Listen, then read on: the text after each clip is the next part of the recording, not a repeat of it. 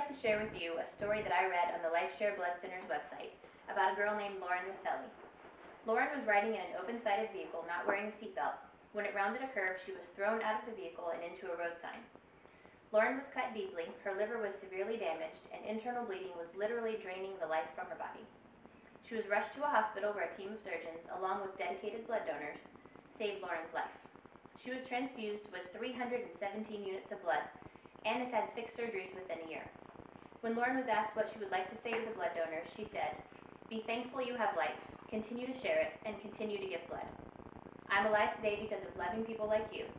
God has given me a second chance, and because of blood donors, I'll have an opportunity to give back and make a difference in someone's life." So what exactly is it that you donate? Whole blood is made up of 4 main components.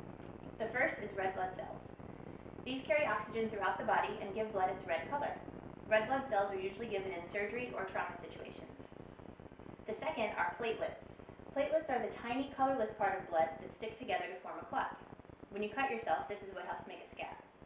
Platelets are given most often to cancer patients. The third is plasma, which you can't really see in this picture. It's the liquid part of blood that makes up over half of the total blood volume. Plasma is used to treat bleeding disorders. And white blood cells, right here, are the fourth component that most people often forget about. They defend against bacteria and viruses, and white blood cells are used in transfusions to fight a life-threatening infection that's not responding to antibiotics. Since these components of whole blood can also be used separately, your 1 pint of donated blood could potentially save 3 lives. Now that we know what we are donating, who can you donate to? Blood type is determined by the antigens attached to your red blood cells. Antigens are classified as A, B, AB, or O. Each type of antigen can also be further classified as Rh positive or Rh negative, making 8 main blood types. It is imperative for medical professionals to transfuse a patient with a compatible blood type. The wrong type can cause fatal blood clots.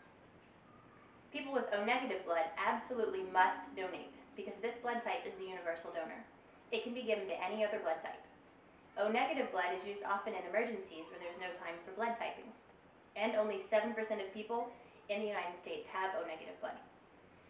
It's also very important for people with O positive blood to donate because it can be given to any other Rh positive blood type. 38% of Americans have O positive blood, making it the most common type. So since a lot of people have that blood type, it's always in high demand. So how can you help? I'm so glad you asked. Find a blood drive and become a donor. There are 3 basic steps in the donation process. The first step is screening. You'll be asked to fill out a medical history questionnaire and to make sure that you qualify. Some medications and some infectious diseases can make you ineligible.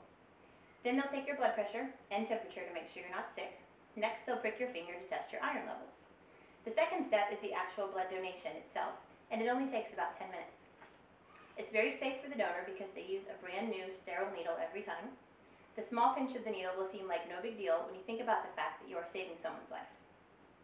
If you're afraid of needles, just tell the workers so they can walk you through it. And if you need a distraction, just bring your iPod or a book to read. The final step is snack time. After your donation, you get a free snack and juice, and you usually get a t-shirt. You don't need to worry about the amount of blood you donated either. According to the American Cancer Society, your body replaces the lost fluid within 1 day. Just in case you're still not convinced about the importance of donating blood regularly, think about this.